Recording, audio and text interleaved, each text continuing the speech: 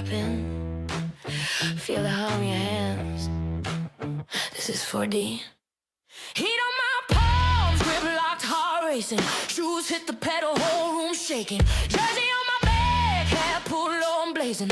Every turn I take, got the ghosts I'm chasing. 4D in my veins, feel that fire when I play, when I move, when I break, when I bang through the lane. 4D on my skin, when I lose, when I win, I'm alive in the light of the game I'm in. 4D, 4D, 4D.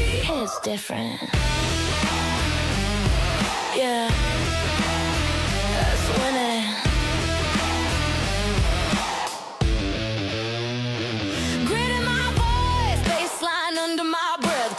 Stamped on the wheel like a crest. I don't just play, I live it. Every stitch says get it. From the couch to the checkered, I'm the storm when I wear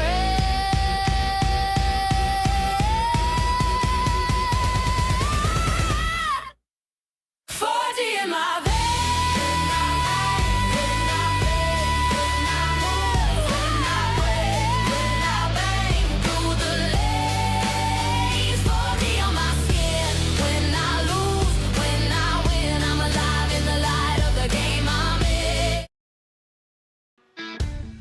Hello, everyone, and welcome to P1 Broadcasting. You've got Murph, you've got Say Hey Lewis Hayes, and we are live from one of the most picturesque road courses in all the world. It's Road America, Elkhart Lake, Wisconsin. Just a little bit more than 4 miles of forested road racing goodness. It is often termed as the American Spa, and why not, Lewis? This place is beautiful. Have you ever been here? I have not been there in person. I've been there quite a few times on the sim, but no times in person. So Road America is essentially in the middle of rural Wisconsin forest. It is very much a situationship where the track winds with the land. It winds through the hills. There's a ton of elevation change here, and that's reflected in the names of the corners. There are not many of those, only 13, which doesn't seem like a lot for 4 miles, and it's not very many of them are technical corners. But what this place is, Lewis, it is fast, it is furious. We've got 36 laps tonight on tap. That means it's going to be a two-stopper. There will be very little, if no, pit strategy. The cars cannot go 18 laps on a full tank of gas. And the other thing, Lewis, is this is going to produce a shakeup in the points. Absolutely. So Indy Kirchenbauer is our points leader. Mason Mitchum is in second right now. Brandon Stanton after the first 3 races of the season.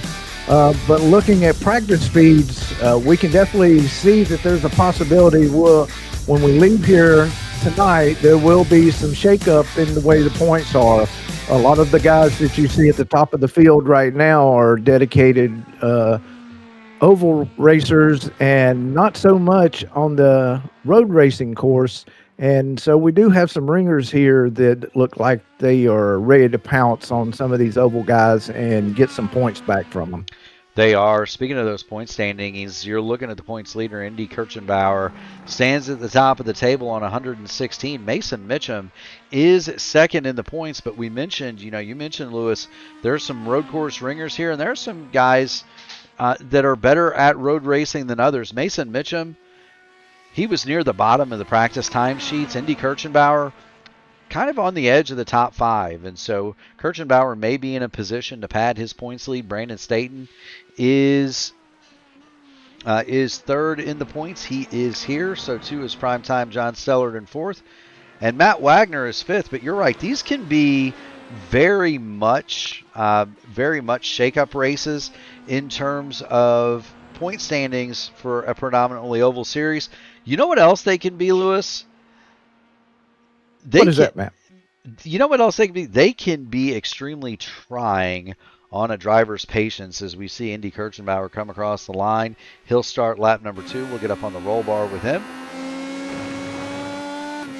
It can be extremely trying on a driver's patience. There is a huge spread between the front and the back of this field when it comes to pace, is there not?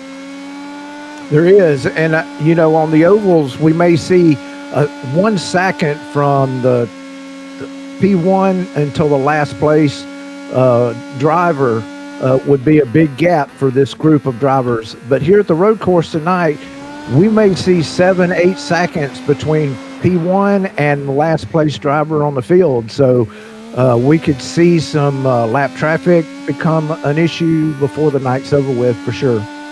You're going to see lap traffic becoming, you will see lap traffic become an issue.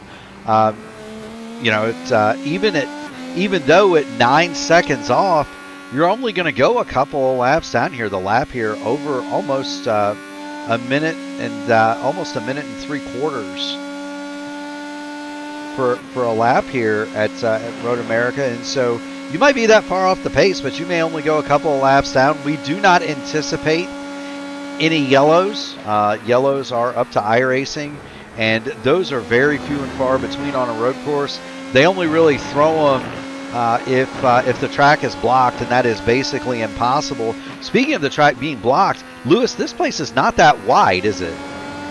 No, it's not. And I'm not a very experienced road racer. I'm more of an oval guy, but it's a very narrow track, and it's a super fast track. The speeds here on some of these corners and down the straightaways are really, really blistering speeds. And so it not only takes a lot of technical knowledge and skill as a driver, but it also takes a lot of guts to race here, especially in an Indy car.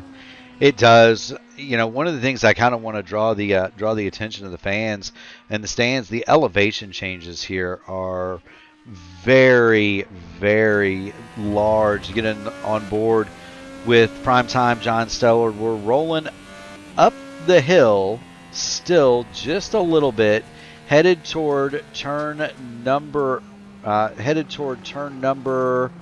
I believe 5, if my eyesight hasn't failed me. There it is. You're going to go up the hill to 6, and then from here, Lewis, you're going to have a straight elevation to turn 7, and then you're going to start going downhill.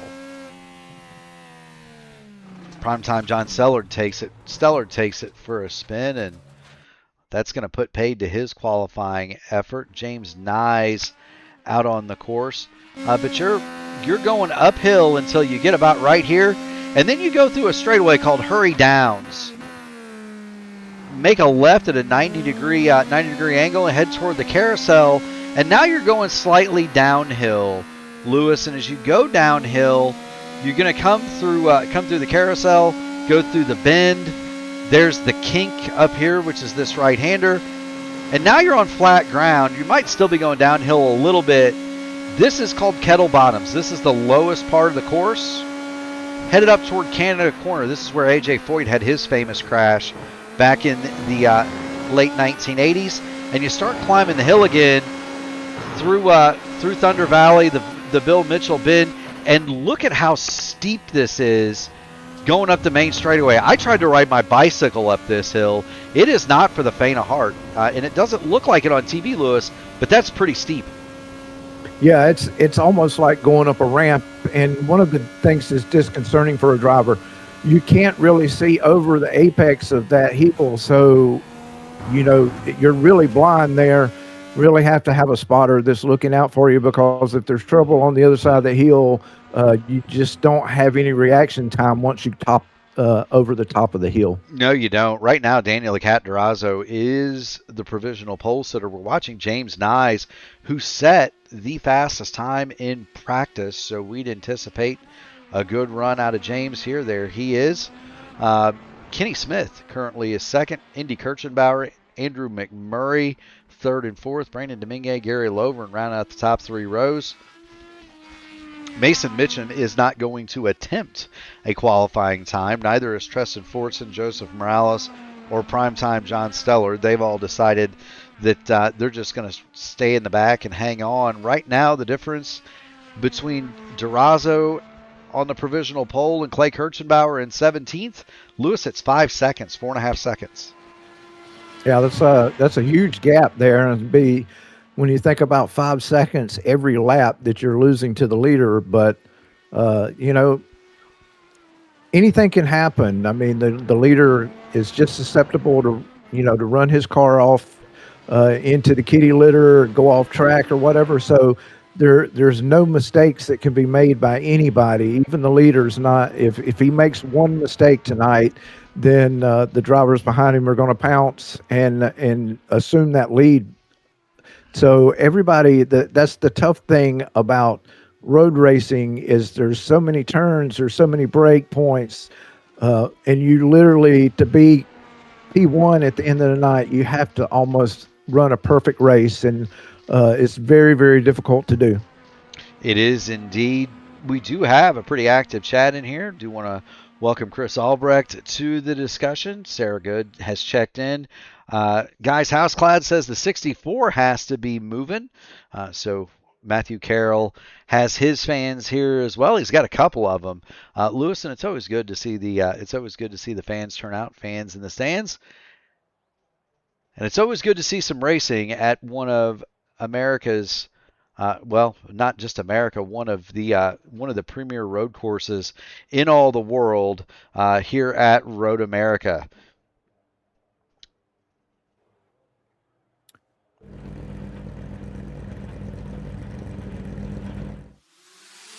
And with that, we've got a starting grid. Daniel the Cat Durazo is going to lead them away from the pole position. James Nyes is going to go from the outside. We're looking at Kenny Smith and Indy Kirchenbauer, row number 2. Andrew McMurray, Matt Wagner go row 3. Brandon Domingue, Gary Lovin, row 4. And rounding out the top 10, Sam Cosner and Wayne Campbell. In 11th, it's Luke Reed. Sheridan Wade is 12th. Matthew Carroll and Andrew Surwack draw out row 7. Then Chris Albrecht, Brandon Staten, row 8. Yari Brubaker, Nate Fields, row 9. In the 10th row is Clay Kirchenbauer and primetime John Stellard in 20th. Stellard, the first of the cars that did not set a time in qualifying. 21st, Mason Mitchum. 22nd, Tristan Fortson and Joseph Morales. He'll be shotgun on the field. None of those drivers took time there in the back, and we do, and one of the things I really wish that they would do here at Road America, Lewis, is an abbreviated pace lap. They do the full circuit, and it takes a good while to get the field around here at 55, 60 miles an hour.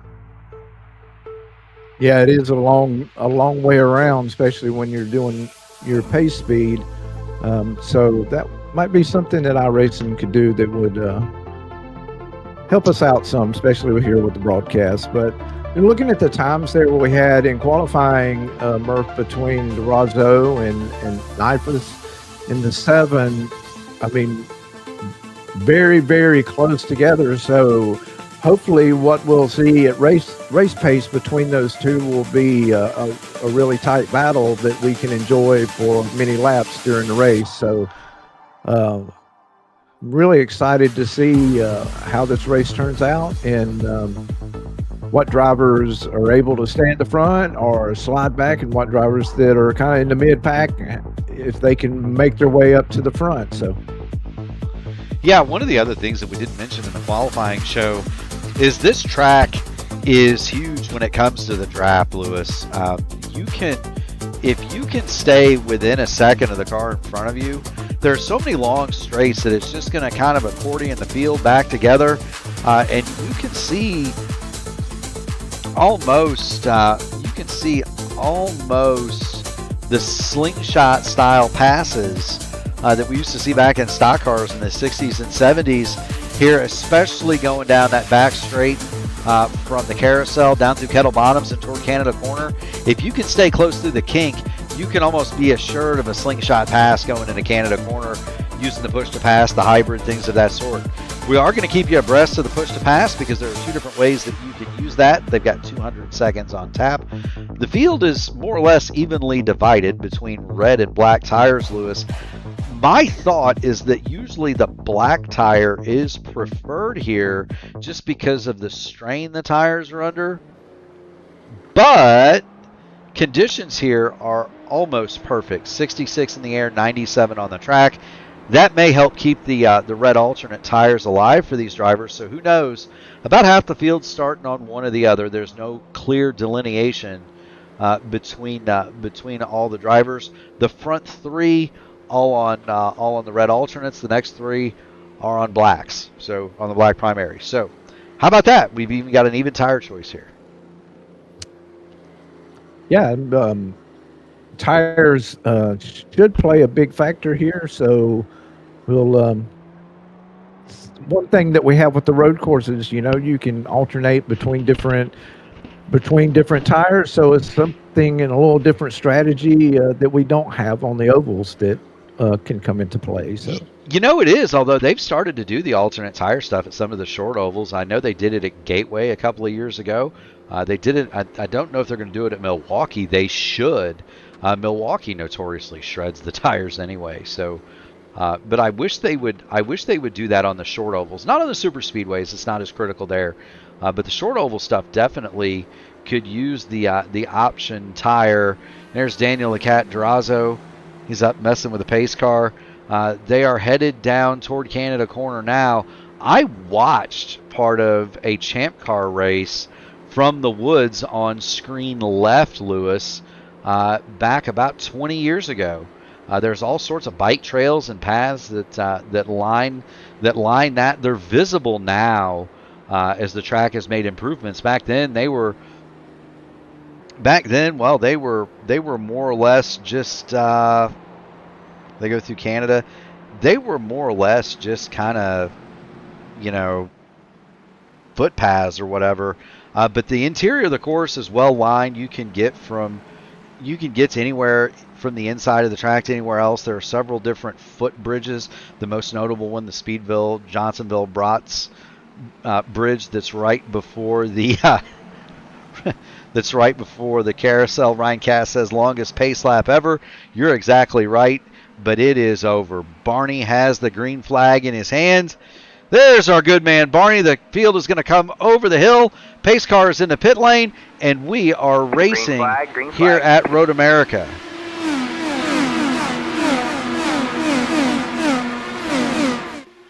Down toward turn one they go. Daniel Durazo got a great break. Kenny Smith gets the third.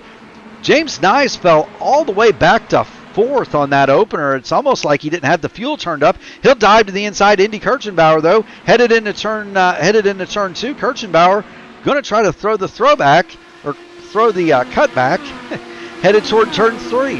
Everybody is safely through the opening set of corners as James Nyes and Indy Kirchenbauer duke it out for that third spot. Nyes is going to go back through, headed through turn four, Lewis. Yeah, Andy Serwick did come off course there coming around the first turn. Didn't hit anything and got it collected back up and is now on course, but he did lose several positions and a lot of track time. He did. Do want to point out Yari Brubaker is the 22nd starter. He started from the pit lane, and he has already caught and passed. There's Yari.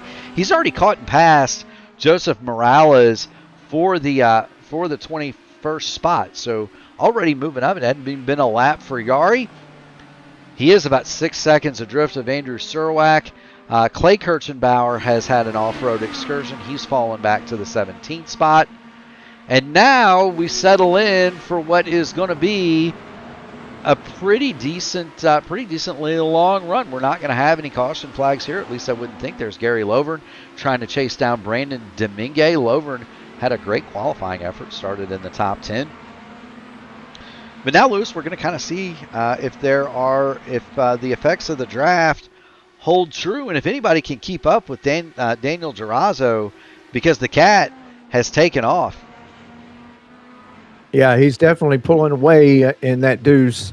And see if Smith can keep up with him. He's kind of holding pace a little bit right here. But Daniel has jumped out to about a 0.7 second lead. He has. Now, the thing about this is Kenny Smith, and we're going to jump on board. We're going to jump on the roll hoop of Kenny Smith just as soon as I can arrange it. There we go. He's within that magic 1 second window. So as we go through, he's going to feel the effects of the draft. Lewis, if he can stay there, he's going to be able to keep up with Daniel the Cat Durazo. The other thing I'm going to be looking at here is Durazo goes wide. He's in the kitty litter. Durazo is around, and that is going to hand the lead to Kenny Smith. James Nyes goes through. So does Indy Kirchenbauer. Durazo, he's going to go from the lead back. He's going to go from the lead back to fourth, and it doesn't take much. Looked like he locked up the rears down there, going through turn number 8 at the bottom of Hurry Downs. Gets out, swings it wide in the kitty litter. Good job from Nyes and Kirchenbauer to avoid him. But that's gonna dirty up the tires for the Cat, and it's gonna make it that much more difficult. He'll fall back to fourth. Kenny Smith leads at the end of lap 2. So while that was going on, Murph, in turn 6, Matt Wagner lost control of his car and spun around sideways, and Gary Lovren was not able to miss him. Both of those cars have front wing damage. So 2 of our guys that are up in the top 10 in the points now are probably going to have to head into the pits to get those front wings replaced. And it's definitely going to hurt their chances at a good finish here tonight. Wagner and Lovren both on pit road, and Matt Wagner spins coming onto pit road and flips on his lid entering pit road. So a bad night gets even worse for Wagner. There's the incident. Brandon Domingue avoids it. Gary Lovren cannot. Wagner gets tagged. And then here's the incident on pit lane. He's too hot, locks it up, turns it into the fence, and my oh my, Lewis Hayes, he shows the world his bottom. Oh yeah, the Matt is not going to be happy with that, and just like I said, you just want to not make mistakes on a road course, but he's had 2 here early on that's really going to hurt his chances for a good points night tonight. Now they do have a fast repair. Gary Lovren has already pitted. He's used his fast repair. You're watching James Nyes all over the back at Kenny Smith. They've got Indy Kirchenbauer and Daniel the Cat Durazo in tow. These 4, Lewis, have pulled a 4-second advantage over 5th place Andrew McMurray, and I bet we're going to see a move from James Nyes here before too much longer. He's going to look to the inside of Kenny Smith going down the front straight and into turn number 1. Wagner has finally gotten to his pit box. He's effected the fast repair. He's back out on the course. He did lose a lap. Lovren did not. And James Nyes will go to the lead to begin lap number 4. Yeah, we got a good little 4-car battle right now going on. All these cars are within striking distance of each other, and so pretty exciting racing going on for the lead right now.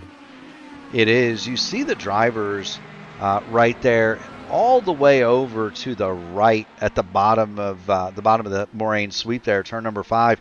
The reason they do that is to get a better angle into turn number 5. There is no out of bounds or slowdown out there, Lewis. You can get all 4 wheels off the course there and not pay a penalty, and it really helps out your lap time if you're able to do that. So these 4 at the front, Nyes, Smith, Indy Kirchenbauer, Daniel Durazo. Here's Andrew McMurray run along in the Jordan livery. Every time I see that car, I think of Ralph Schumacher, or I think of Takuma Sato. That's the Honda liveried one. I think it's Takuma Sato, Giancarlo Fisichella. People don't realize the Jordan team, which has changed hands several times. I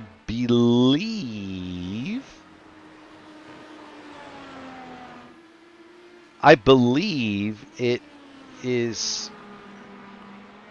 Well, I can't recall it off the top of my head. But the Jordan team is currently still active under a different name. But people don't realize at one point they were a threat to Ferrari at the top. They were threats to Ferrari, Williams, and McLaren at the top of the Formula One table. They were winning races when the cars were painted like that. Andrew McMurray 5th. Sam Cosner is 6th. There's Cosner. These cars are separated by a lot. McMurray 5 seconds adrift. Cosner is 5 seconds behind McMurray. You got to go another 3 seconds back. You see the track rocket of Chris Albrecht. Brandon Domingue a couple of seconds behind him. And then Domingue is pulling a nice little train. Luke Reed, Sheridan Wade, Primetime John Stellar. You got Brandon Staten in there, Wayne Campbell, Matt Carroll, all a part of that fight. And Wayne Campbell moves to the inside of Brandon Staten. He is not going to make the pass at turn 5, though. Staten hangs tough. Indy Kirchenbauer has moved around Kenny Smith for the second place and now is putting pressure on the leader. But those guys went through several corners side by side. Looked like they were doing some oval racing still. And pretty exciting pass there that Indy was able to make around Kenny Smith into the second place. You know he is, and Indy Kirchenbauer would be, he's known more as a road racer than he is, or as an oval racer than a road racer. Indy Kirchenbauer in real life is a very talented kart driver, and they race mostly on road courses, and so it's not surprising to see him up at the front. Yeah, and he was definitely taking a look right there at the leader. Pulled out, decided that he's just going to tuck back in, show him the nose a little bit, maybe give him something to think about. But he is definitely looking for a place to pounce and make a lead. But it's like that for P3 and P4 behind him. So if any one of those drivers makes the slightest bobble or mistake, they're going to pay for it. And we can see right there, Indy had P3 jump under, and that was Kenny Smith that was taking a look.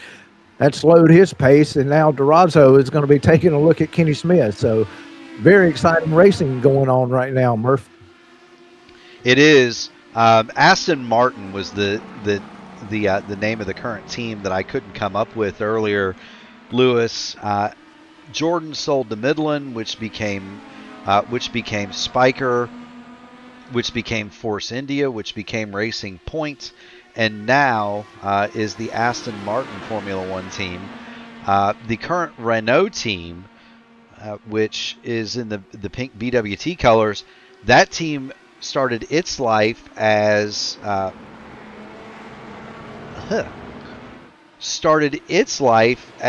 was Benetton before that. But Benetton in Formula One came from a very small team that they bought. So we just had a driver, I think that James was that Durazo that just hit pit road right there? Yep, Daniel the Cat Durazo came into the pit lane. You're exactly right. You're exactly right. And this would be in the window. You can make it 15 laps on a tank of fuel. Primetime John Stellard, big move on Sheridan Wade down the front. They are going to make it through turn 1. But Primetime John Stellard all the way against the pit wall there. But that is Durazo. He's going to pit. He's going to get off his alternate tires. He's going to put on the black sidewall primes. And he's just got two 15-lap runs to the end here, right about where you want to be. That leaves Indy Kirchenbauer and James Nyes in the front of the field. Kirchenbauer on the primary blacks.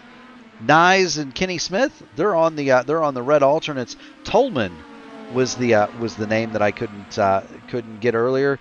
What's interesting about that is, Lewis, Tolman had a driver when Benetton bought the team named Ayrton Senna. Benetton let him go. He went to Lotus, then McLaren. And the rest, as they say, is history. I bet you didn't know that.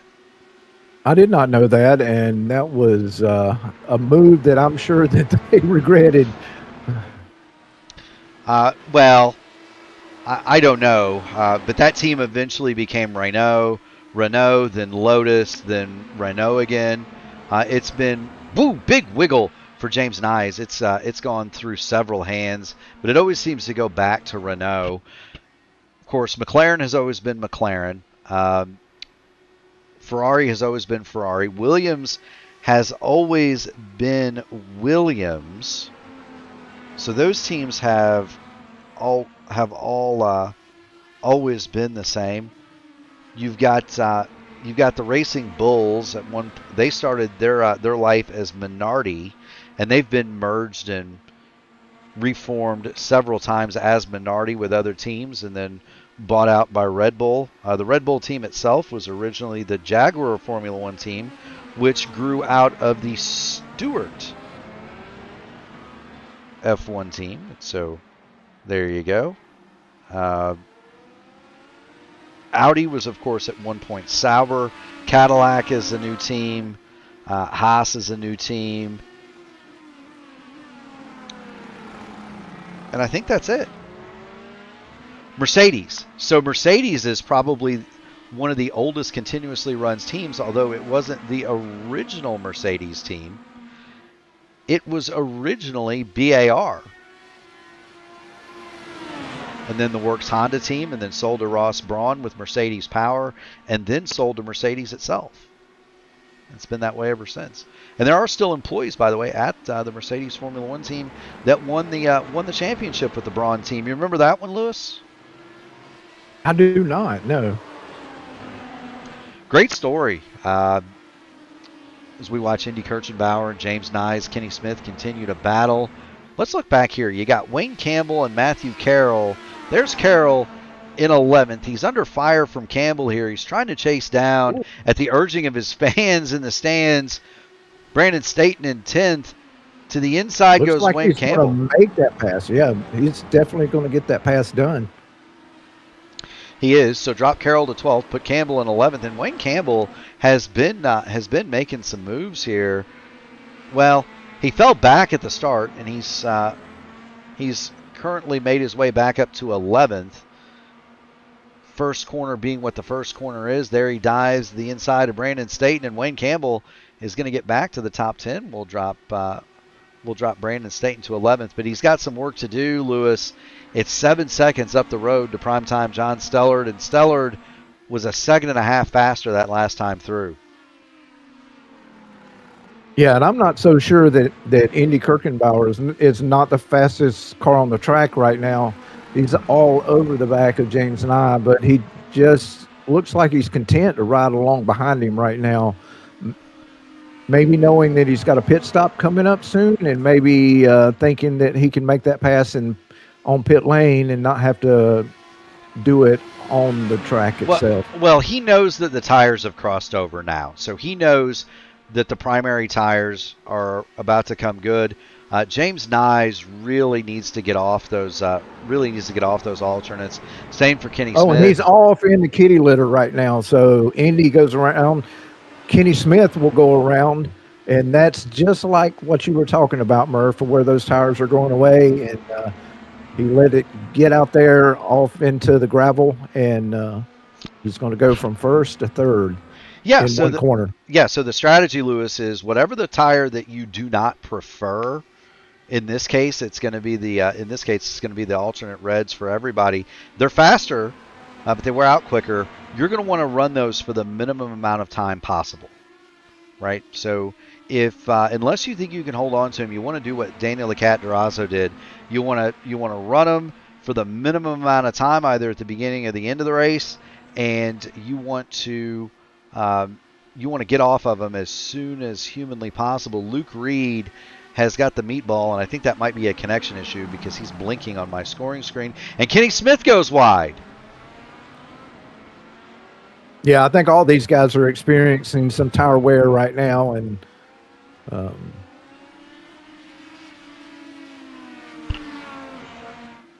there's also a lot of debris, Murph, that gets kicked up on this track, and it can be unsettling to the car if you hit it in the wrong place. So you'll see it even on the TV feed. You can see the gravel and stuff that gets kicked up onto the racing surface. And when you hit that at the wrong time, it can definitely loosen up your car and get you out of shape. It does, Lewis. It's like driving on ice. We're on board with Indy Kirchenbauer as he looks at the back of James Nyes. You hear the coast phase. He was off the gas almost as soon as he went through the kink, trying to save fuel as Indy Kirchenbauer. But you're right. When you hit that gravel or grass or whatever it is that gets kicked up on the course, the dirt, that's like driving on ice. Yeah, and when you see it, too, it almost makes you just flinch. Whoa! Whoa! Contact! Oh, wow. Dramas at the front of the field. James Nyes goes to come to pit lane and is rear-ended by Indy Kirchenbauer. That's going to damage Kirchenbauer. It's going to cause damage to Nyes. Fortunately for James Nyes, he was right at the entrance to pit lane, and I don't know if that was just a matter of. It had to have been he was coming to pit lane, but did he call it? There was some communication by Indy with a little bit of frustration that he did not hear that call for him coming into the pit. So whether he did or not, I don't think Indy heard him. So yeah, that's a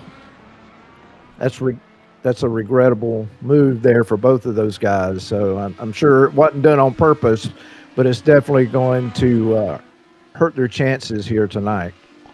It is. James Nyes did not take his fast repair, and so he continues to sit on pit lane. Indy Kirchenbauer, through the gravel there, is down the left front main plane on his front wing. And for Indy, you got a choice to make. He's in the window where he can make it on 2 more stops. That's not going to be the issue.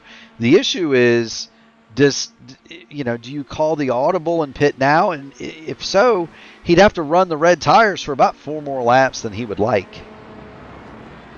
Yeah, so what do you think, Murph? I'm thinking, you come in and get that damage fixed and then go from there. But yeah, I mean, I'm not a crew chief, so he's lost almost 3 seconds, and here he comes. Yeah, he's definitely coming in. There he is. That's going to promote Andrew Murray to the second spot. So far, Daniel Durazo, by virtue of pitting early, he's climbed his way back up to the 10th spot. He's behind Matthew Carroll now. And as spread out as this field is, that might have been a wise choice for Daniel the Cat, because he's much quicker than all of the cars he was racing previously. Durazo also is able to use the draft almost as a ladder just to kind of pull himself upward and forward.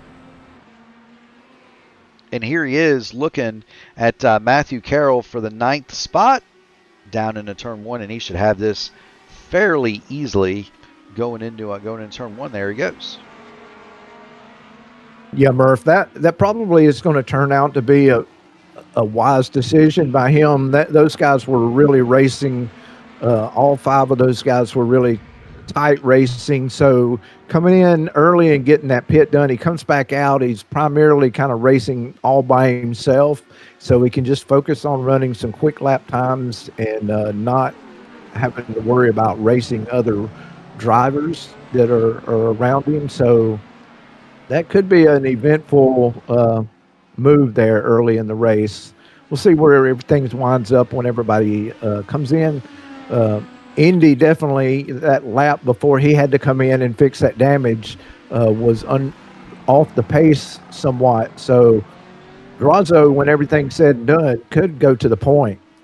Yeah, not only that, he may go to the point, and he may have a pretty handsome lead over his rivals. Kenny Smith last time through, minute 47, 2:33. Durazo, minute 46, 3:99. So nearly a second quicker, and he had been in the 145s before he had to make the moves to get through Staten and Carroll. So Daniel the Cat is coming. I am surprised that Kenny Smith has stayed out on those alternate tires, and he has not come into pit.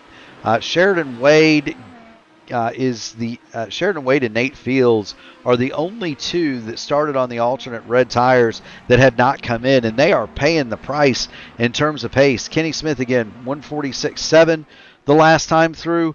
Durazo will click the stopwatch at 147.2, so a little bit slower that time. Again, traffic playing a part of that, but he has gone off and left Matthew Carroll, and through the pit stop cycle, Matthew Carroll, he's moved his way up into 6th.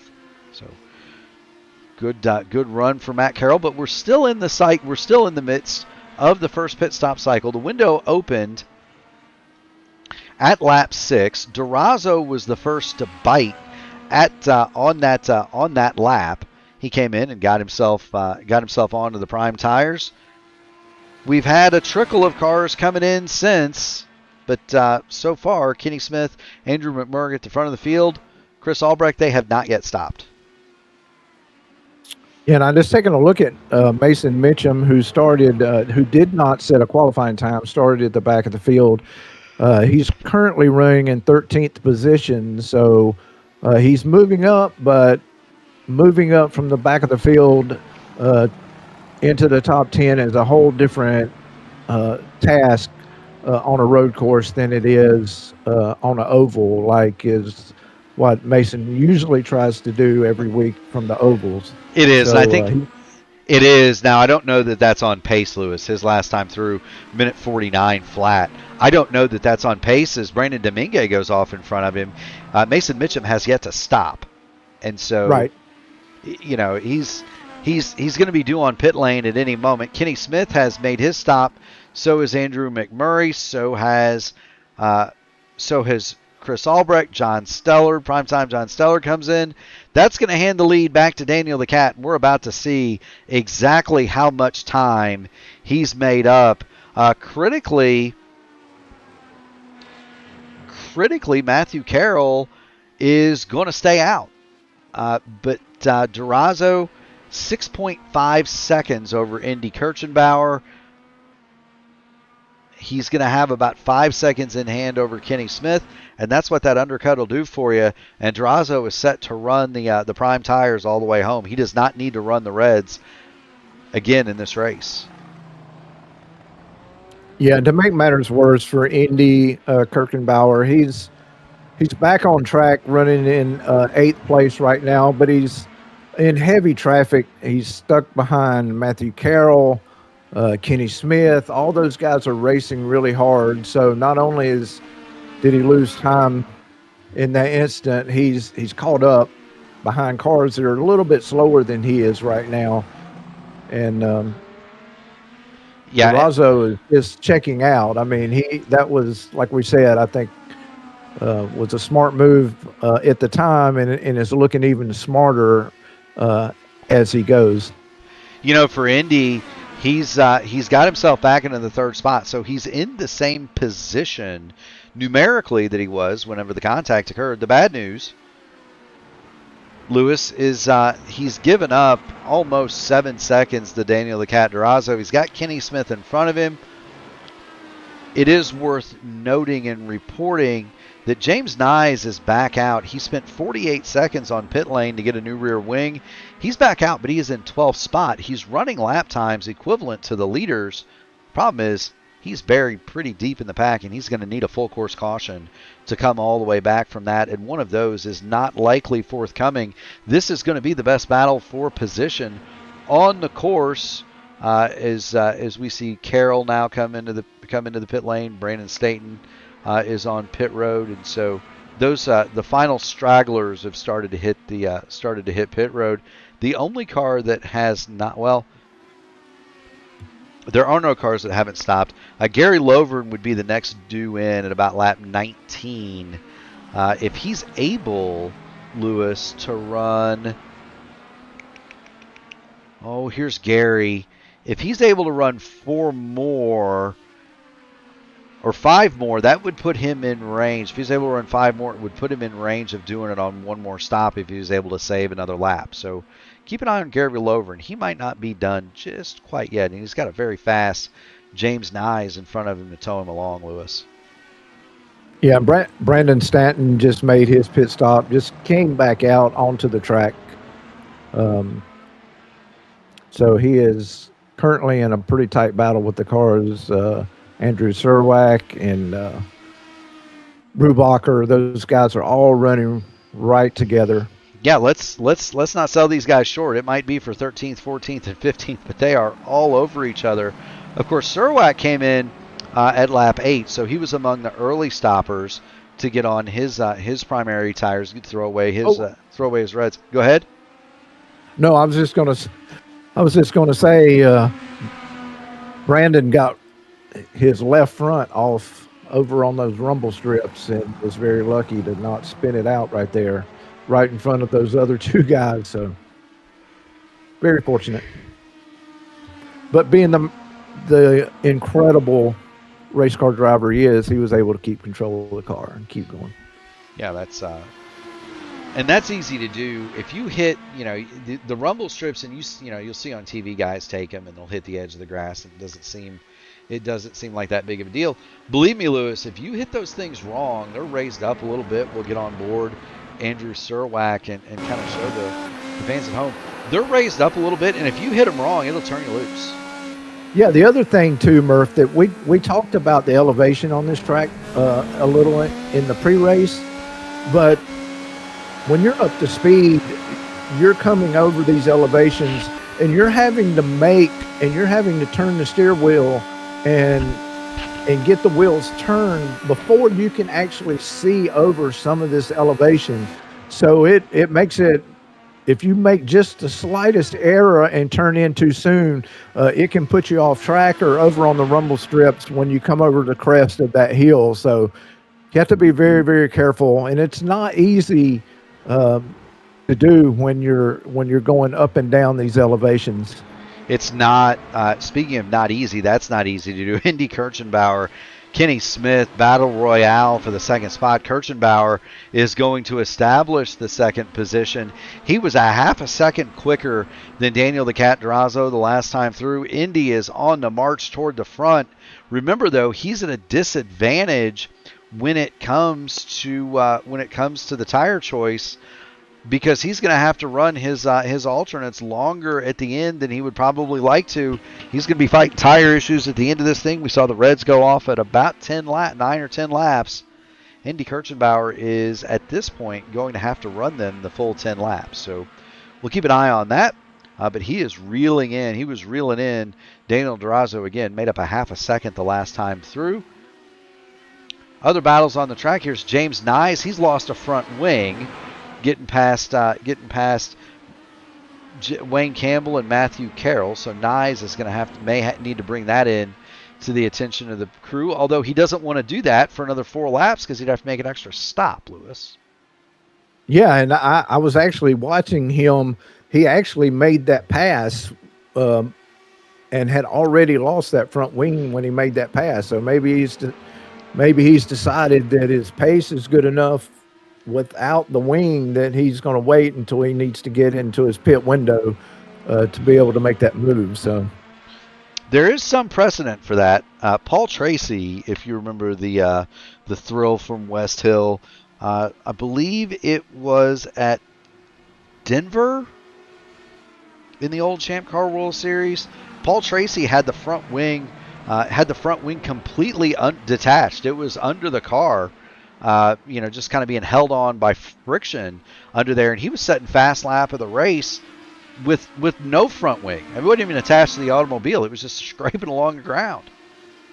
Yeah, not only did he make the pass, but he seems like he's a little faster now.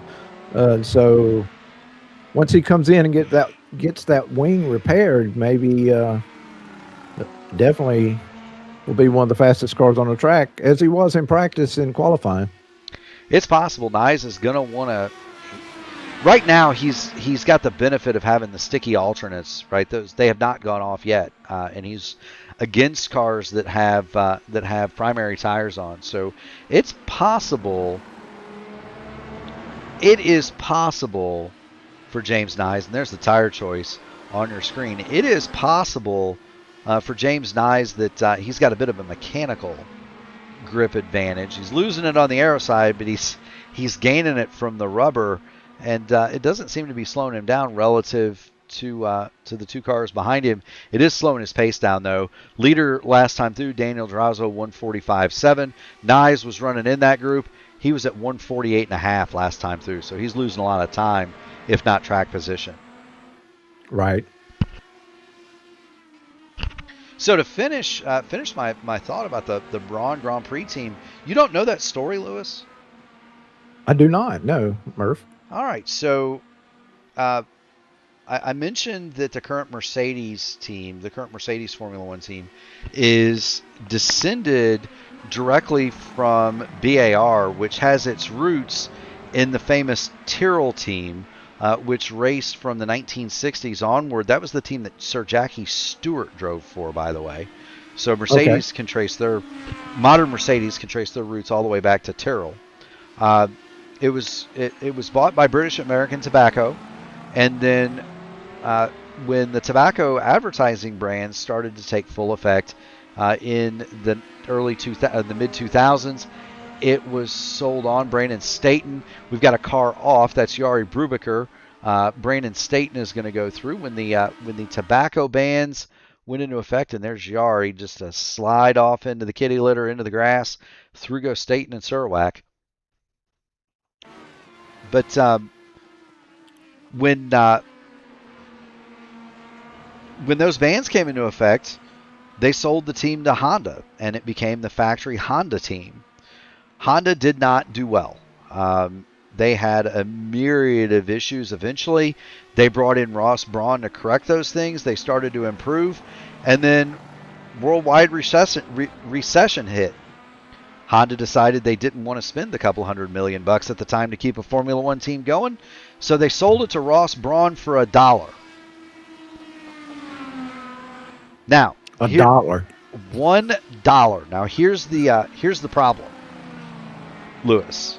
They didn't have any engines, so Honda said, "I'll sell you the team for $1, but you don't get no engines. You get the car, but no engines." So they hastily fitted the thing for a Mercedes, and they show up at Australia, no testing, and the car is leaps and bounds quicker than everything else. It had a revolutionarily designed diffuser, and it took the rest of the field 8 or 10 races to catch up with Braun.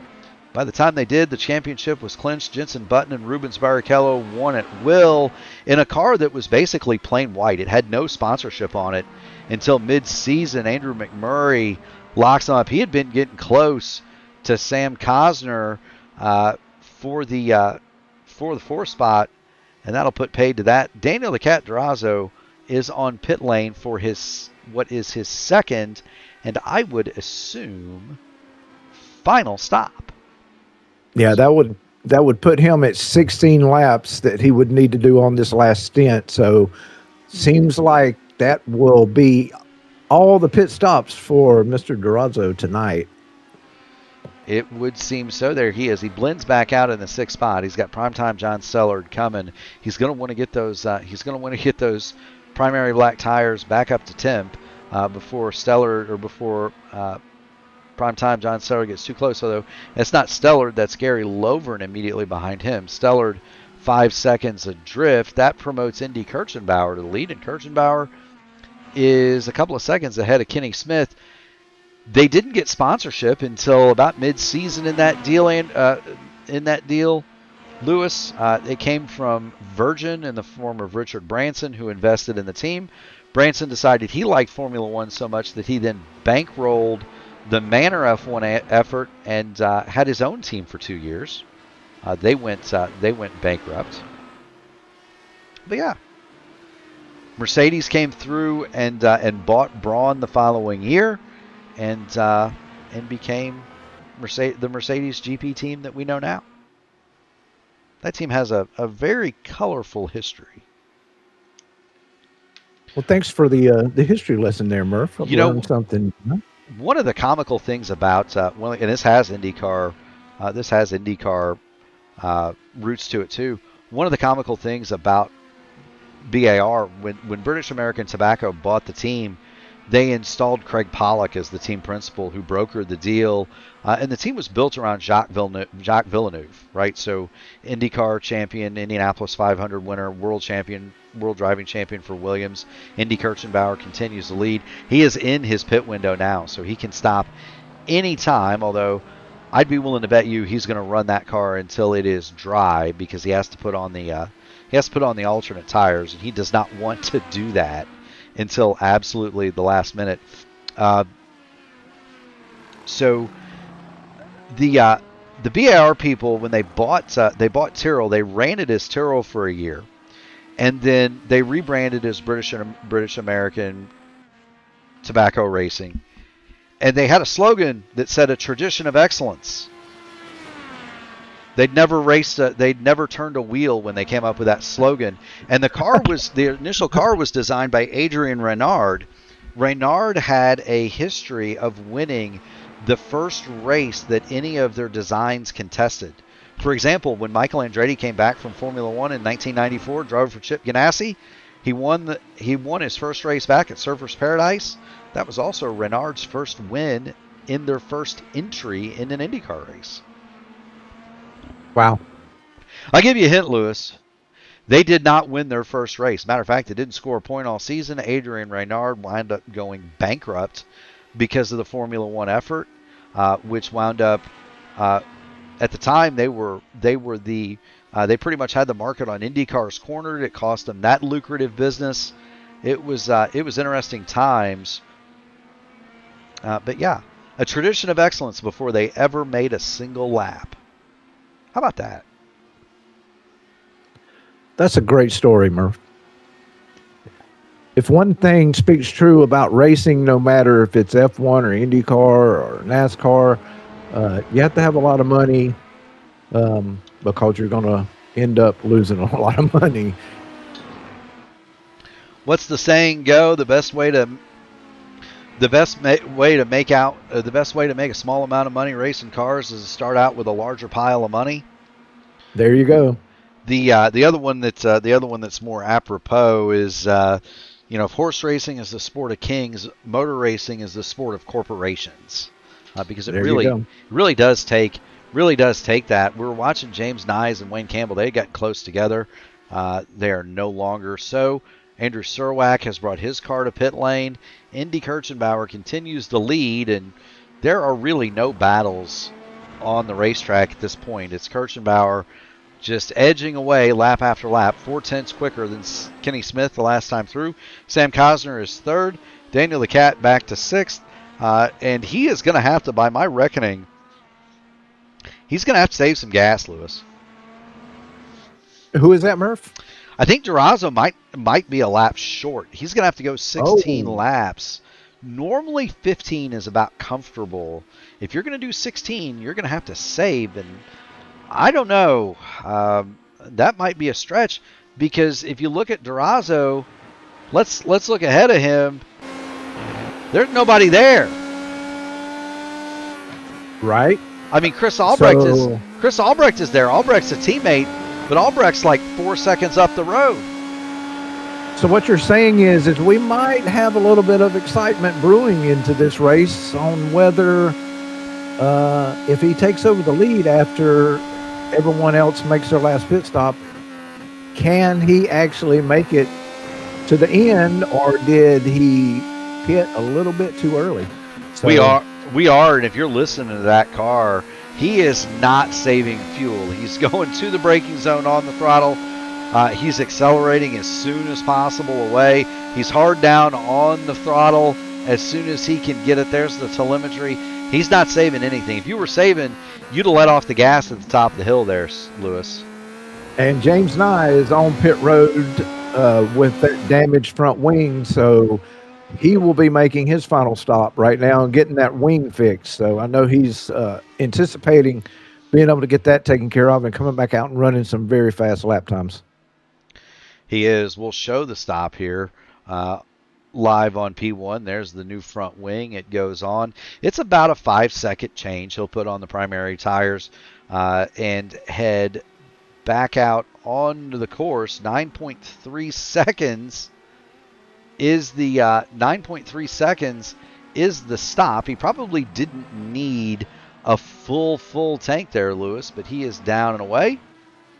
Interesting to note, Matt Wagner, after being upside down, getting the tow, gets the fast repair, he's actually in a battle for position here. Wag started in the front 3 rows, trouble on his first pit stop.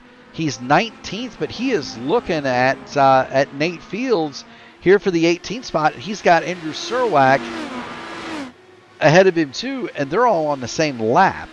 They're also more or less Well, Fields and Wags are. Surwax made his final stop. Wagner and Fields still yet to do it.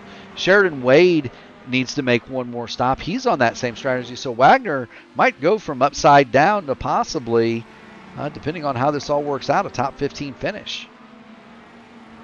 Yeah, that sometimes that's you got to look at the lemon and try to make lemonade with it. And I know Matt's going to be extremely disappointed because I know he's really focused on trying to increase his skills on the road courses. So I know that it's really going to bother him that he made those mistakes early in the race. But it's not how you start the race; it's how you finish that matters. So. It is, and the thing about that is, sometimes you get involved in stuff that's not your fault. You get in a mess that maybe you didn't create, and you've got to just do the best you can with the cards you got, and that's what Matt Wagner's doing right now. He's running along. He's a lap down, but he's still in a position where he can make up spots. And this is really our leader, Indy Kirkenbauer, is on pit road right now, coming in for his last stop. Now this would be his final service. Indy Kirchenbauer made it 13 laps, so he's going to have to do 11 on the red primary tires. Remember, those things are going to start going away. Really, we saw him start to loosen up about 9 laps as we continue to watch Wags just in front of teammate Durazo. That's a lapped battle there. Kirchenbauer is going to come out right behind Wagner. Right, and he is coming out right in front of Durazo. So he was able to jump Durazo, and Durazo is right on his bumper. Well, and there you go, Lewis. And there's the other question that it begs. Right, is Durazo able to make it to the end? He doesn't appear like he's going to save anything. Wags is going to drive it wide and let his teammate Durazo and Indy Kirchenbauer go through. But does Durazo have enough gas to go to the end? We know Indy does. Indy may not have the tires. Durazo may not have the fuel. This is going to be fun. Yeah, exactly. And, and it seems like maybe Durazo is having to save a little bit because that first stint where he undercut, he was able to gap the field quite a bit. And this time he lost a little bit of time to Indy, even with Indy having a little difficulty with the front wing. So maybe he is realizing now that he's not able to push quite as much as he would like to.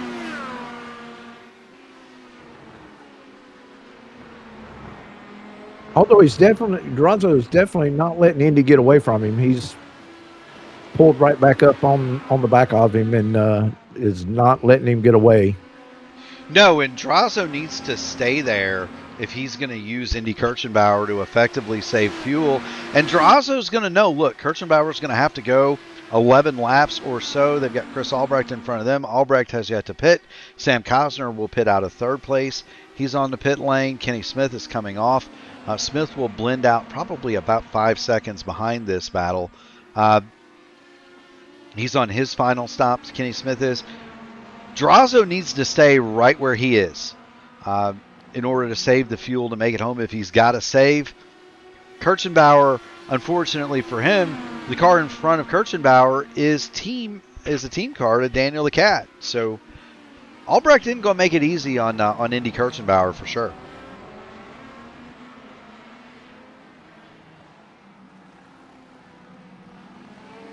Although, Lewis, he may not have a choice. Right. And Indy, at this point, he's riding around in a good finishing position. He is the points leader. So he's got to keep that big picture in his mind as well. So I think if you would have asked him at the beginning of this race, if he was in this situation with just 10 laps left to go, would he be happy? I think he would say he would be. So, for sure.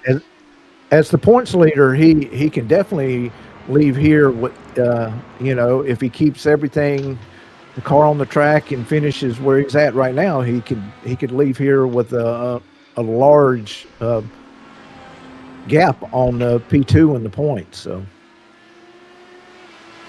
Yeah, and not only that, Lewis. The other bit of that is Mason Mitchum. Mason Mitchum came into this race 1 point behind Indy Kirchenbauer. Mason Mitchum Right. nowhere to be found right now. If this plays out, Mason Mitchum is going to finish, somewhere between 16th and 20th. So it's going to be it's not going to be a good day for Mason Mitchum. Brandon Staten came in third in points. Brandon is currently 10th. Primetime John Stellard was 4th. He's running 7th. Matt Wagner was 5th. Wags is classified 19th right now. So if this could turn out to be a huge day in the points for Indy Kirchenbauer, and this is kind of one of those days where when you get a road course in an oval series, when you get a different type of track, this is where championships are won and lost, Lewis. Exactly, and I don't even think Indy would have told you that he would have anticipated such a huge point swing in tonight's race, but it's looking like it could be a huge advantage in the points for him tonight if he can just keep everything the way it's going right now.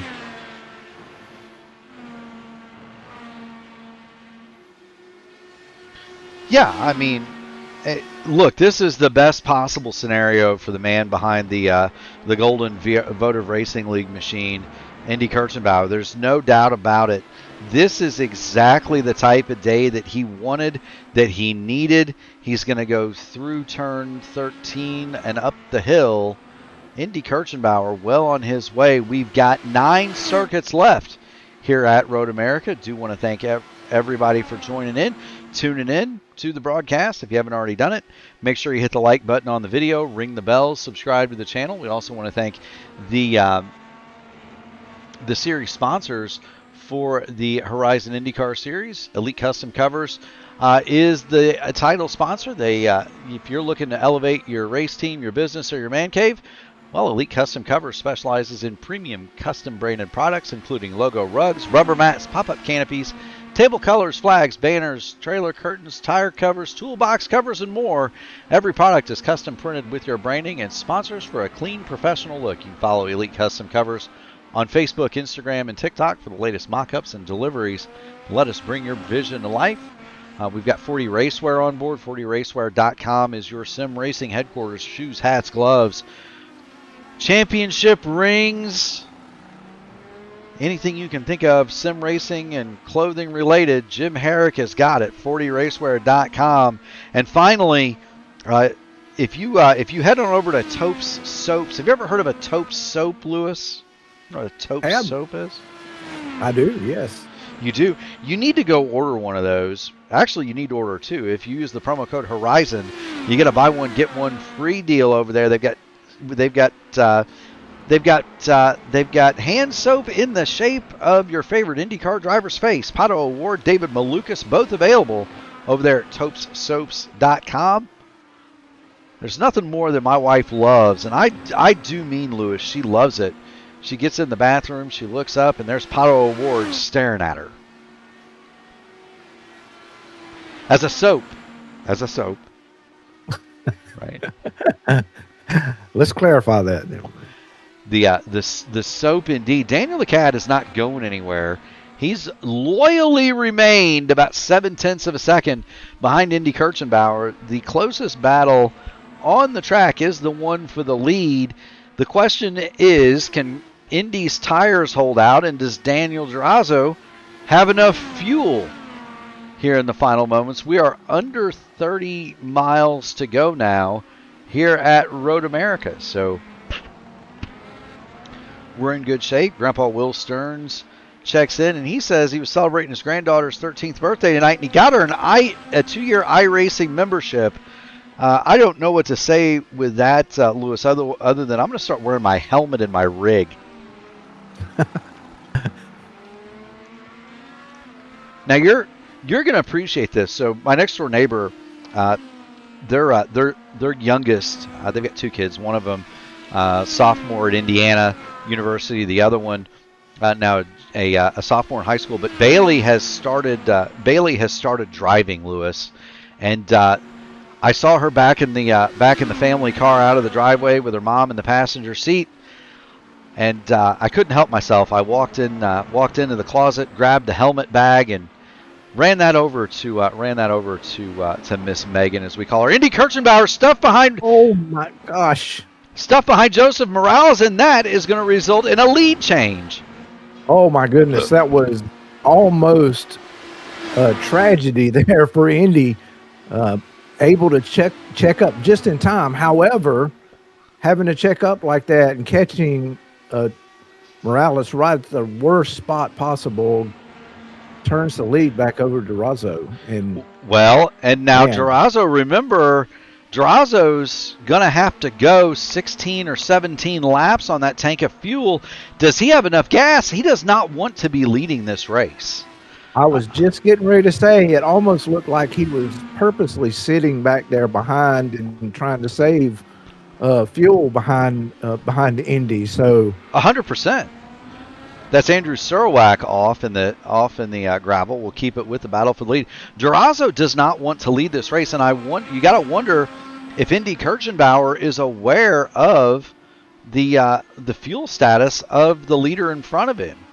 You would think he probably is.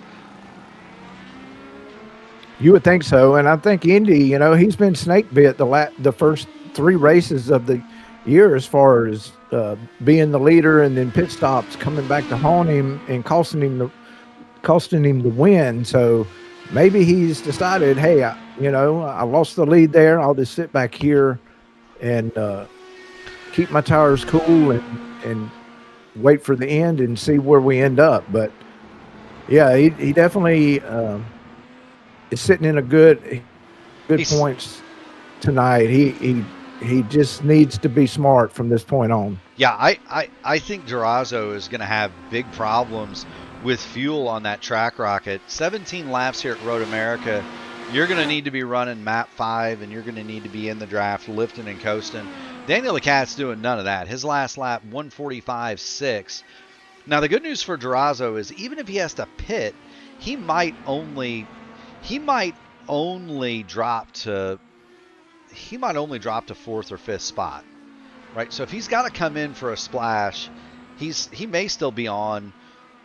He's going to be on for a top 5, or if not a top 5, a podium. Right. But if you're Indy Kirchenbauer, you have got to be aware of exactly what's going on with Daniel Durazo in front of you in terms of fuel. He's 11 laps out. He's got 6 laps to go. I don't know if he's got enough petrol left in the tank. We'll jump on board with him. That is not a man saving fuel, Lewis.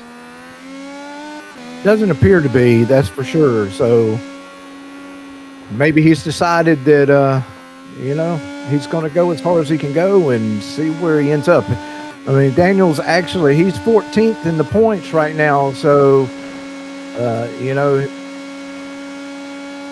he's not maybe thinking so much about points like Indy is right at this moment. Maybe he's just decided, this is a road race. He's good at road racing. I'm going to put it in the wind and see where I finish. So, yeah, I mean, you talk about being good at road racing. He and Indy Kirchenbauer are the 2 highest rated road racers in the field. Both of them right around 4,000. Kirchenbauer just over it. Durazo just under it. Everybody else in the field here, we've got a couple of 2,000s. Matt Wagner's about the same as me, 2140. Everybody else is down in the teens, and so they're not bad, right? Average is what, 1250. But right, so they're not bad. But they're not bad, but there's a clear delineation for Durazo and Kirchenbauer against the field for certain sure. Durazo continues along. There's not really any traffic in front of him to speak of. He didn't have anybody to draft off of, and I don't think he's saving. I don't know that he plans on going the distance. here on 17 laps. I think he's going to have to pit. Yeah, I was just kind of looking. The field is really strung out all the way around the course right now. So there's really not any large gaps where there's not cars running. The leader, quite honestly, I'm estimating maybe when on the last 1 or 2 laps of the race, will probably catch the 13th place car. So there is a possibility that lap car could be an issue before the end of the race. I don't think he's going to get there before he has to stop for fuel. Lewis, he's 15 laps would put it 2 to go, and he's going to at least have to come in for a splash. I don't think he'll take tires, but I think Daniel the Cat is definitely going to come in for a splash of gas, and there he is. So he's on pit lane now. Does he put on a set of alternates, or does he see this out with just a splash of fuel? We'll see, and we'll see where he comes out. That hands the lead to Indy Kirchenbauer. Kenny Smith streams through. It is a long slog down this pit lane, though, Lewis. Okay, so that changes that for sure, Murph.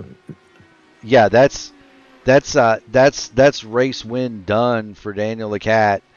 He is not changing tires, and he'll come out. There goes Mason Mitchum. He'll come out in the 4th spot. So Drazo comes in, he gets some gas, he goes back out, and he'll have 8 seconds and 4 laps to do it to catch Sam Cosner and see if he can't put himself back on the podium. There is, by the way, a battle for position on the track, and that is Andrew McMurray sliding through the gravel. We cut to it just in time. Chris Albrecht is around in the gravel as well. Front wing gone McMurray, rear wing gone for Albrecht. We missed it by about 3 seconds. Here it is. Great thing I've got a replay button, Lewis. Yes, sir. So here it is. There's McMurray trying to make the move on Albrecht. He pops to the right. Albrecht goes out to make the corner, and right into the back of Chris Albrecht is Andrew McMurray, and that's going to advance primetime John Stellard, Brandon Domingue, James Nyes. Those drivers are headed back. McMurray may try, I think, there's Albrecht trying to limit home with no rear wing. McMurray may try to stick this out, because if he's able to do it, he may only lose 1 more spot. Yeah, McMurray's around again with that rear wing gone. He just has no rear traction whatsoever. No, he doesn't, and that's going to be hard for Chris Albrecht, because it's going to be awfully difficult, especially going down the back straight here through Kettle Bottoms. That with no rear wing, no rear downforce, the car doesn't want to stick on the ground in a straight line. Here comes James Nyes going to go through.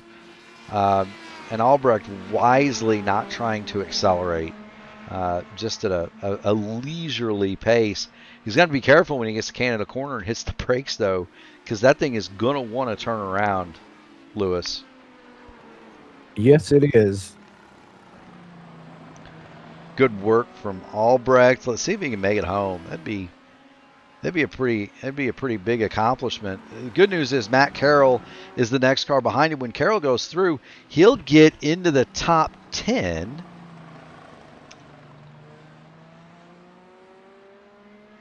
And he is coming into the pits.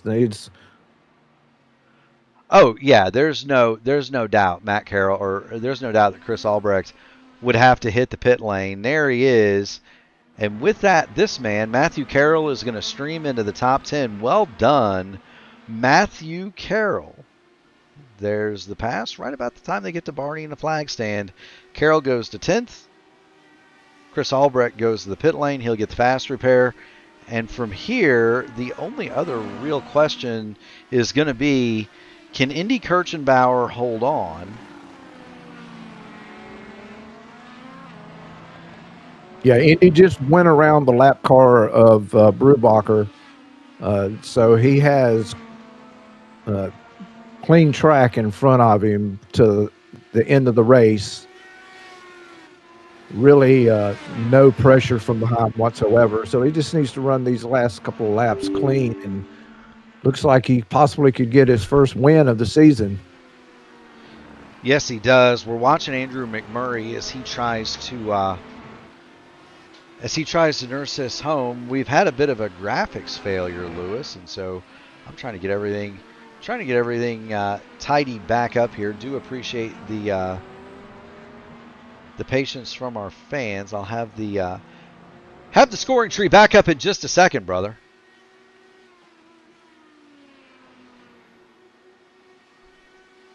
Yeah, and while you do that, Murph, Indy is still about a 2.6 second lead over second place Kenny Smith, who is trying to make a race out of it, but probably just doesn't have the amount of laps he's going to need to do so. No, and that's Kenny Smith. He's making up some time. He's got it back. There he is. He's got it within 1.3 seconds. Kirchenbauer's tires are starting to go away. He's out 10 laps now. Kenny Smith is going to be charging, but I don't foresee Indy Kirchenbauer coughing up 0.7 a second a lap, although Kirchenbauer is slowing, it appears, on the front straightaway, and so we'll keep an eye on that. Everything back all square with the scoring pylon. Those are always fun. Those are always fun, Lewis, when things fail. People, sometimes sometimes we make it look easy, and sometimes it's really not. People forget these are all bespoke one-off machines, and the software we're running is very much one of a kind. You don't go to Walmart and buy one of these things, that's for sure. And so they do fail from time to time. We appreciate everybody's patience. Can Kenny Smith close down on Indy Kirchenbauer? He's got about half a lap to do it. He's going to get within a second. Yeah, and I'm just going to tell you, Indy's got a lap car that he's going to have to dispose of quickly, and he does. The lap car does the right thing and moves out of the way, not to affect the race for the lead. He doesn't, but this is the fastest part of the track right now, and Kenny Smith has a huge advantage when it comes to push to pass. 5 seconds left for Kirchenbauer, 14 seconds for Smith. He is closing the gap. He's 0.6. I don't know that he's going to get there through Canada, but the tires may tell the tale through the final 3 corners, through Canada corner, up through the final 2 turns. Can Indy Kirchenbauer hold on? Kenny Smith is going to have a shot at one last burst coming off the final corner. Kirchenbauer does not bobble. Kenny Smith is on the button. Kirchenbauer is going to get to the top of the hill. Indy Kirchenbauer is going to hold on just by that much over Kenny Smith. And who says that road racing can't be exciting? Wow, that was that race turned into more of a race than I expected. I think Indy's tires were going away on him there at the end, and once Kenny saw that he was catching Kirchenbauer a little bit, Smith definitely put the gas down and tried to make the pass. If he had had one more lap, it would have very well, the race could have gone, the win could have gone to Kenny tonight instead of Indy. It most certainly could, and we're watching the rest of the field stream through. There's Gary Lovern. He'll come home in the 18th spot, a lap down. This is going to be primetime John Steller. He'll cross the line. Andrew McMurray is through. Waiting on Brandon Domingue, Wayne Campbell, Matthew Carroll, and Brandon Staten will be the last cars to cross the start-finish line to end this one. And Matthew Carroll, how about that? He comes home in 9th.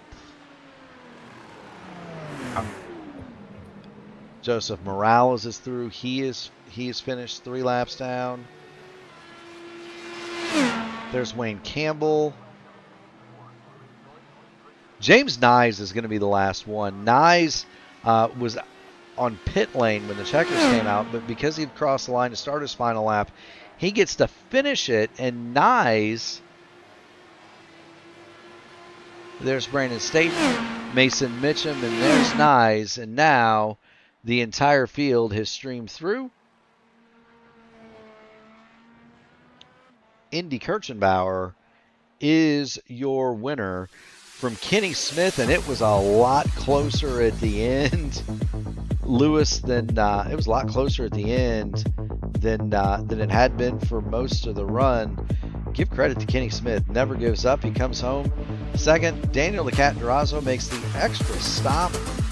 He'll be credited with third. Sam Cosner fourth. Primetime John Stellard winds out your top five. Andrew McMurray sixth. Brandon Dominguez seventh. Wayne Campbell eighth. Matthew Carroll ninth. And Brandon Staten runs out your top 10. In 11th, it's James Nyes. Yari Brubaker is 12th. Chris Albrecht to be credited with 13th after the late race spin. Andrew Serwak 14th. Sheridan Wade 15th. Mason Mitchum brings it home 16th. Clay Kirchenbauer, an anonymous 17th. Gary Lovern, Matt Wagner, Trouble 18th and 19th. Nate Fields rounds out your top 20. In 21st, Joseph Morales. 22nd, Luke Reed. 23rd. Out of the race, the only car out, and he did not make a lap. It's Tristan Fortson.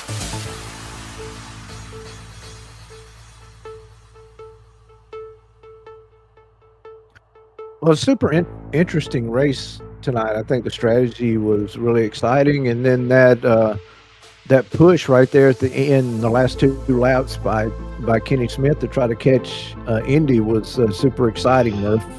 And I would not have believed that he would have been able to make up that ground over that last lap if I hadn't saw it myself. No, I wouldn't have either. And it's one of those things, where we knew the tires were going to go off. We didn't know how much. To the booth, we're going to welcome a man that led about half the way here tonight. That's Daniel the Cat Durazo. Dan, you've got Murph. You've got, say, hey, Lewis Hayes in the P1 Broadcasting booth. You got a copy? Daniel Durazo, you've got Murph. You've got, say, hey, Lewis Hayes in the P1 Broadcasting booth. You got a copy? He's in here, Murph. Now he is. Dan, you've got Murph. You've got, say, hey, Lewis Hayes in the P1 Broadcasting booth. Can you hear us? Yeah, I can hear you guys. So that was interesting. When did you know you were going to have to make the extra stop? Well, I wasn't too sure if he could make it on two stops, and yeah, I feel kind of unfulfilled that I didn't really get that down when I was doing the practice before the race. So I just wanted to shoot it and see if I was able to go as fast as I can on three stops. Kind of similar to what happened at Long Beach IIS this year. I think some people did that and it worked out for them. So I just wanted to try it out for this track, and no, it just didn't work, I guess. I got a podium though, but I'm not too happy about it. Yeah, the pace was definitely in my hands, so maybe map 2 or 3 or whatever would help out. That's what I was running for, to keep the rears good, because there's no real reason to go into map 1 for like half of the track. But yeah, I don't know. I guess that happened. I saw Kenneth almost got the win, which was pretty crazy. But yeah.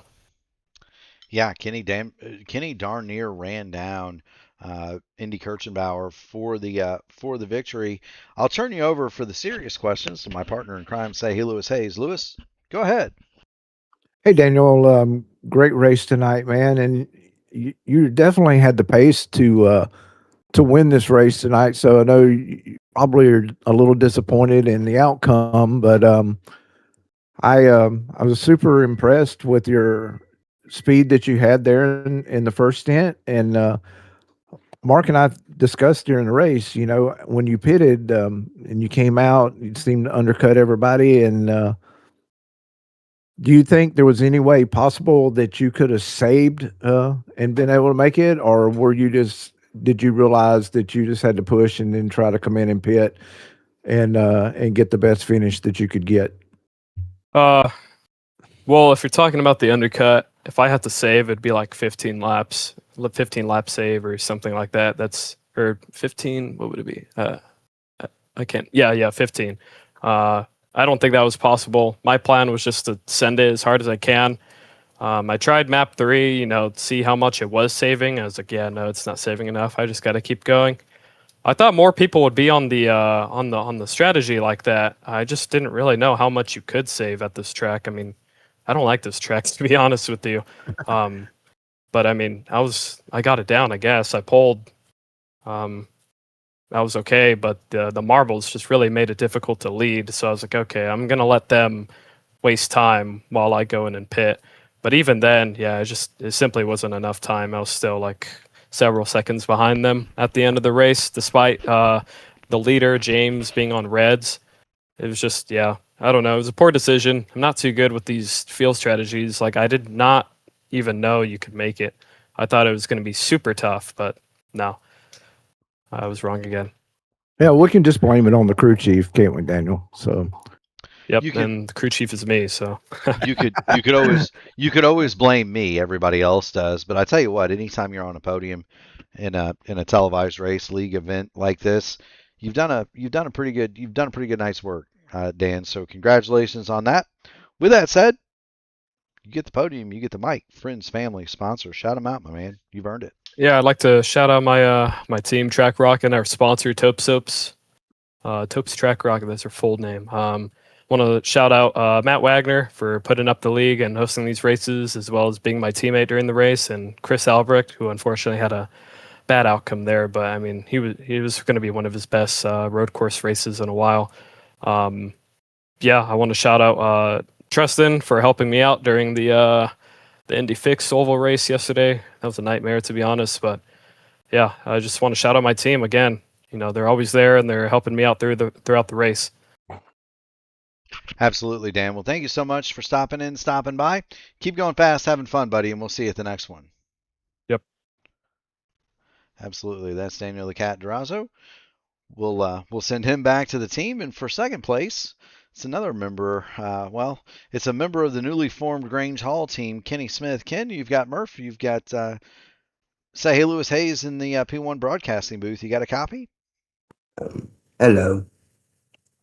So you were in the fight for the win from the drop of the green flag. You very nearly sniped Indy Kirchenbauer at the end to take it. When did you realize you had a shot to catch him? A bit of the way during the stint. I noticed I have like a thing that says the times, and I knew that from the start that he was gonna be on the alt. So I just knew from the moment I made that third stop, I could just full push in. Near the end, it was close, but before near the end of my second stint, let's say I went wide at Sevi and lost about 2 seconds, so that cost me. But in the end, you could see that I was getting quite close to him. But yeah. No worries, Lewis. What do you have for Kenny Smith this evening? hey, Kenny, we appreciate you, man, making a race of that at the end. I really didn't think with 2 laps to go that you would get close enough that you could challenge, but you were able to drive right up on the back of Indy, and if you'd have made any kind of bobble at all, you would have been looking at a win tonight instead of P2. But do you think there was anything that you could have done differently, strategy, or do you think you got the best finish you could got tonight? I definitely could have won it. It was like flip of the coin. I think the thing that sealed the deal for me was that mistake I made in Chevy corner when I went wide. Just outblinked myself and went wide. Cost me about 2 seconds, I believe. But I believe if it wasn't for that, then 100% I would have found a way past. But I think it would have been tough because I was like very low on push to pass. I only had about 30 seconds when I was getting close to him. So I knew it was going to be close, but unfortunately, that was the mistake that cost me. But I know now, and the thing I take away from this is that I know I'm close and I know I can compete. So let's take this one as a learning experience and for the next time. For certain, sure. There's no better way to learn than being on the podium and having a crack at having a shot to win the race. So congratulations on that. Thank you so much for stopping in. You get on the podium at P1. You get the mic. Friends, family, sponsors. Shout them out, my man. You've earned it. Thanks, well, thanks to my family. I got a few of them watching. My dad, my mom, and grandma, and I'm really grateful for them for what they do. They've really helped support me for my sim racing journey, and I can do it without them. Thank you to some of my friends that I've made along the way. My team, Grange Hall, who has definitely helped me improve a lot. I'm one of them during the open soft races, and being with them has definitely helped push myself to be faster. And thank you to you guys at P1 for what you do, and just making this a great community and a rising group as well. And I gotta say also, thank God for giving us all the blessings we have. Absolutely. Well, thank you so much for stopping in, stopping by. Keep going fast, having fun, buddy. We'll see you at the next one. Thank you. I appreciate it. Absolutely. That's Kenneth Smith. He runs in the second spot, just a hair behind this man, Indy Kirchenbauer. Indy, you've got Murph, you've got Say Lewis Hayes in the P1 broadcasting booth. You got a copy? Yeah, I got a copy. So your day was one of ups and downs. You broke the front wing in the first pit stop cycle. What you call the audible to come in? How badly did that hurt you at the end? Yeah, it hurt me at the end really bad. I honestly thought that I had no chance of winning after that, and just I was saving fuel, and I was gonna make it 14 laps, which you had to, which is really hard to do if you're out front in clean air. I was just in. I pushed at the first few laps, and then I just stayed in mat 5 and was just fuel saving off everybody, and I was gonna make it 14 and be able to push the last few, and then I just got that, so I was only gonna be able to make it 11. So my 9-lap alt stint at the end was now 12. So that, and I knew once you got past about 6 laps on the alts, it just got really difficult to drive. Road America is known for being one of those tracks where it's like that. So I just, yeah, I really am very pleased with that result, and I certainly didn't expect to be here after that.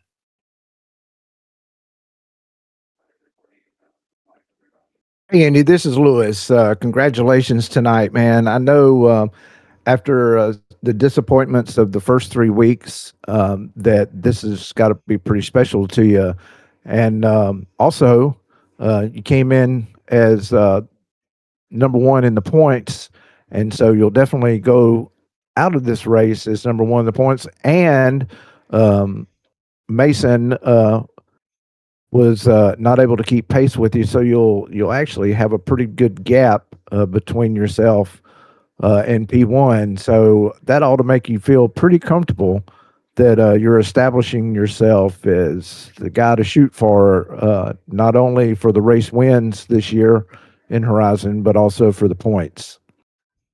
Yeah, definitely. I've gotten just pretty unlucky every single week here. It's just this is the one I was able to capitalize on, and just be able to turn my unluckiness into a win instead of a third place, and just, yeah, to just be able to be up there with all the other votive teammates, just up at the top of the point standings, and gunning for 1, 2, 3, 4. So I really think we can do that, and this is just a good gap to be able to kind of gap some of the oval centric drivers, which I know I am, but just to be able to get ahead of some of the drivers that are a lot better on ovals and get a good points gap at a road course. Well, I think you will officially become a very scary driver to most of the field, Indy, because you definitely have shown that you're one of the fastest guys on oval. And tonight you showed that you're the fastest guy on a road course too, which makes for a very, very difficult driver to beat. So congratulations on extending your podium here in Horizon. And look forward to your next race. Yep, I do look forward to it, and it's just gonna be a long season. Unfortunately, it's the last road course race, so um, we'll have to make it up. There's a lot of tracks that I feel pretty comfortable at, so I think we could have a good rest of the season here.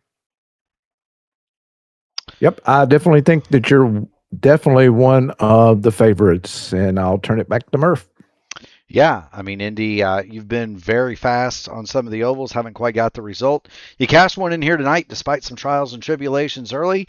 With the trophy come the spoils. Friends, family, sponsors. Shout them out, my man. You've earned it.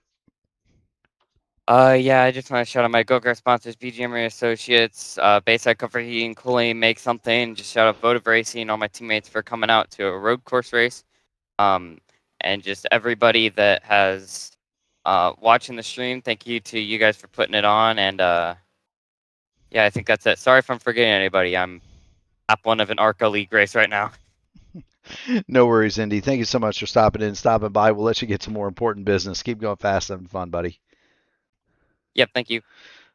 Thank you. That is Indy Kirchenbauer. He is your winner this evening. And Lewis, he finally gets one after being caught out on strategy in the oval races at the beginning of the year. He came in virtually tied for the points lead with teammate Mason Mitchum. Mitchum, not a good day. Indy Kirchenbauer has a great one. He's going to leave here with a handy haul of points, and he's going to leave here with a trophy, Lewis. Yeah, absolutely. You knew it's just a matter of time. He's been fast in every race this year, and he was just able. He still had bad luck tonight, but he was definitely able to overcome it with his speed and keeping his head on him and come out P1. So congratulations to Indy tonight. He's a well-deserved win. Absolutely, Lewis. If you want to see more high-quality iRacing action here on the P1 Broadcasting channel, make sure you hit that like button on the video, ring the bell, subscribe to the channel, because we've got more of it coming your way. The sister stream is live with the Formula Indy Series. They are currently running at Belle Isle. Tomorrow night, it's going to be the Elite Racing League P1 IndyCar Championship from Chicagoland. 7:45 p.m. start for that one. At 8:20, we're going to have the pre-race show for the AMA Outland Custom Arms Grand National Series. 8:35 green flag. Friday, it's a special presentation of the 2026 IndyCar iRacing Series presented by 40 Racewear. 4 o'clock p.m. Friday afternoon. No race Saturday because a lot of us are going to be in Milwaukee for the IndyCar doubleheader. Sunday night, I'll have to race home. It's about a 3.5-hour drive. Hope I make it. The Votive Indy Oval Series goes live from Legacy, Atlanta, 8 o'clock Eastern Standard Time. Monday, it's the IndyCar Open Series Top Split, their finale, season 3 finale from Laguna Seca. The Indy Next Road Series will follow at 10. On Tuesday, it is a doubleheader. The IndyCar Oval Series finishes out their season at Chicagoland, and then they'll be followed immediately by the Indy Next Oval Series Tuesday night top split at 9:30. Next Wednesday, Horizon is off. The Formula Indy Series will be back. They'll be at the Milwaukee Mile for one of their annual road races. The next Horizon IndyCar Series race, 8 o'clock Eastern Standard Time, September the 9th, from the New Hampshire Speedway. We do want to thank all the drivers on the track for their continued support of the Horizon IndyCar Series, and they put on a great show tonight. Want to thank the fans in the stands for keeping us alive, keeping us engaged in the chat. Want to thank my broadcast partner, Hey Lewis Hayes, for his continued tolerance of my shenanigans. And I want to thank the people who really make it possible: the military, the police, the firemen, the EMTs driving the ambulance, and Lewis, the nurses that unload you when you get there. From the bottom of our hearts, we thank you all, and we will see you tomorrow night. More doubleheader action on P1. Have a good night, everybody. Good night.